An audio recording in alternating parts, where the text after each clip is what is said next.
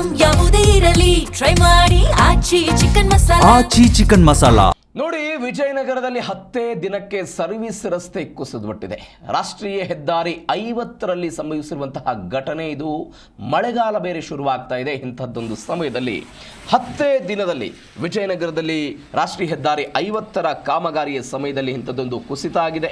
33 ಕೋಟಿ ರೂಪಾಯಿ ಯೋಜನೆಯಲ್ಲಿ ಕಳಪೆ ಕಾಮಗಾರಿ ಮಾಡಿರೋದು. 33 ಕೋಟಿ ರೂಪಾಯಿ ಗುತ್ತಿಗೆದಾರ ಕಂಪನಿಯ ವಿರುದ್ಧ ತನಿಖೆ ಮಾಡಬೇಕು ಅಂತ ಸಾರ್ವಜನಿಕರ ಆಗ್ರಹ. ದೃಶ್ಯದಲ್ಲಿ ಲಾರಿ ಸಿಕ್ಕಾಕೊಂಡಿರೋದನ್ನು ನೋಡ್ತಾ ಇದ್ದೀರಿ ನೀವು.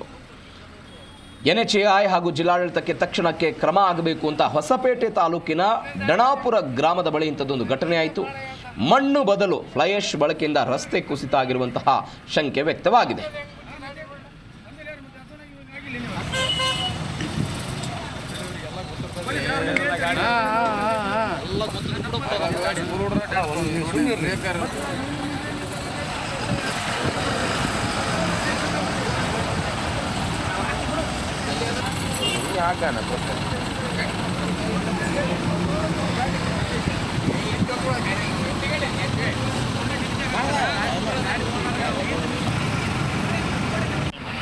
ಮಾನ್ಯ ತುಕಾರಾಂ ಸಾಹೇಬರು ಏನು ವಿಜಯನಗರ ಮತ್ತು ಬಳ್ಳಾರಿ ಜಿಲ್ಲಾ ಸಂಸದರಾಗಿರುವಂಥ ತುಕಾರಾಂ ಸಾಹೇಬರು ಜನವರಿ 12ನೇ ತಾರೀಕಿಗೆ ಏನಿದು ಒಂದು ಫ್ಲೈಓವರ್ ಮತ್ತು ಅಂಡರ್ ಪಾಸ್ ಬ್ರಿಡ್ಜನ್ನು ಉದ್ಘಾಟನೆ ಮಾಡಿದರು.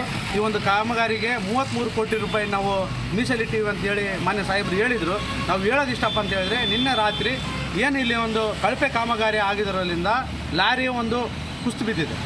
ಏಕಪ್ಪ ಅಂತ ಹೇಳಿದ್ರೆ ಇಲ್ಲಿ ಯಾವ ಥರ ಕ್ವಾಲಿಟಿ ಕಾಮಗಾರಿ ಆಗ್ತಿದೆ ಅನ್ನೋಕ್ಕೆ ಇದೊಂದು ನೇರ ನಿರ್ದೇಶನ ಆಗಿದೆ.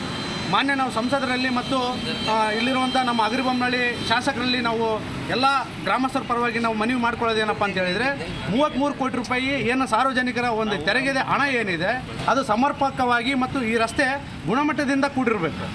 ಮಾನ್ಯ ತುಕಾರಾಂ ಸಾಹೇಬರು ಏನು ವಿಜಯನಗರ ಮತ್ತು ಬಳ್ಳಾರಿ ಜಿಲ್ಲಾ ಸಂಸದರಾಗಿರುವಂಥ ತುಕಾರಾಂ ಸಾಹೇಬರು ಜನವರಿ 12ನೇ ತಾರೀಕಿಗೆ ಏನಿದು ಒಂದು ಫ್ಲೈಓವರ್ ಮತ್ತು ಅಂಡರ್ ಪಾಸ್ ಬ್ರಿಡ್ಜನ್ನು ಉದ್ಘಾಟನೆ ಮಾಡಿದರು. ಈ ಒಂದು ಕಾಮಗಾರಿಗೆ 33 ಕೋಟಿ ರೂಪಾಯಿ ನಾವು